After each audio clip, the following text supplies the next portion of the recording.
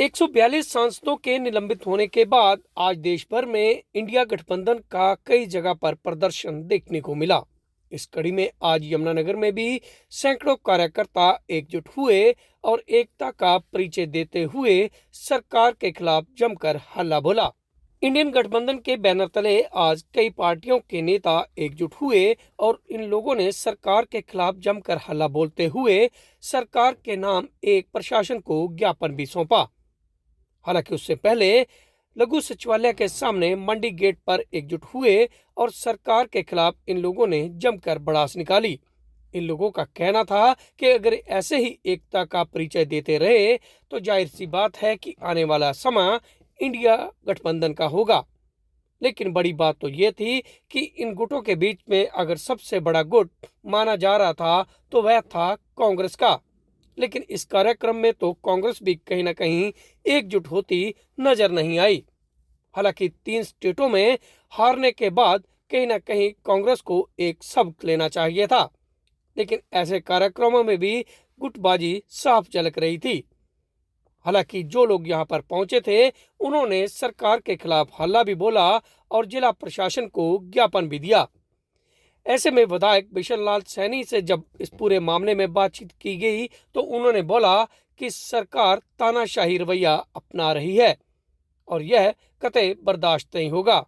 लेकिन वहीं जब उनसे उन्हीं की पार्टी की गुटबाजी में बात की तो उन्होंने यह बात तो मानी कि कुछ लोग इस कार्यक्रम से दूरी बनाए हुए थे, लेकिन उनका यह कहना था कि वह निजी कार्यक्रम में अपने कहीं व्यस्त होंगे तभी वह यहाँ नहीं पहुंचे, जबकि कांग्रेस में गुटबाजी वाली बात नहीं है। बता दें कि इस कार्यक्रम में शैलजा गुट के कई ऐसे बड़े चेहरे थे जो दिखाई नहीं दे रहे थे, जबकि यह इंडिया गुट इन दिनों एकता की बात कर रहा है।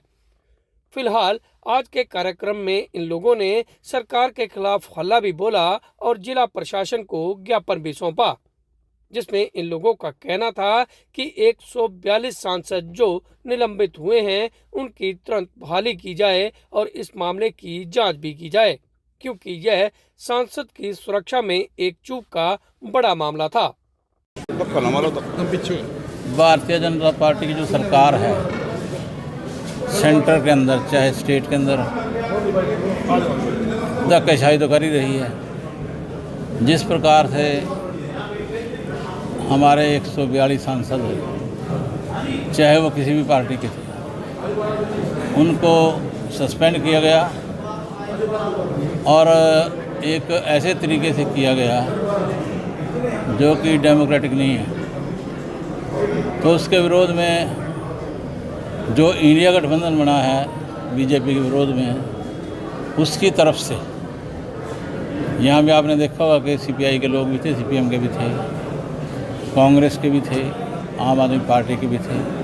हम सब मिल करके जहाँ कहीं भी ज्यादती करेंगे उसकी हम खिलाफत करेंगे और पूरे ज़ोर शोर से हमारी कोशिश ये रहेगी कि अब की बार इनको हरियाणा से भी भगाया जाए और देश से भी भगाया जाए। सर, सभी के एकजुट होने की बात तो कही थी और सारे हुए भी, लेकिन कांग्रेस एकजुट होती हुई यहाँ भी नजर नहीं है, ऐसा क्यों? देखिए, कांग्रेस एकजुट है और एकजुट ही रहेगी, उसमें ये बात आपकी मैं मान लेता हूँ 2 मिनट के लिए कि कुछ साथी ऐसे होते हैं जो टाइम पर नहीं आते, किसी प्रोग्राम में नहीं आते। इसका मतलब ये नहीं है कि वो इससे परहेज कर रहे हैं, ऐसी कोई बात नहीं।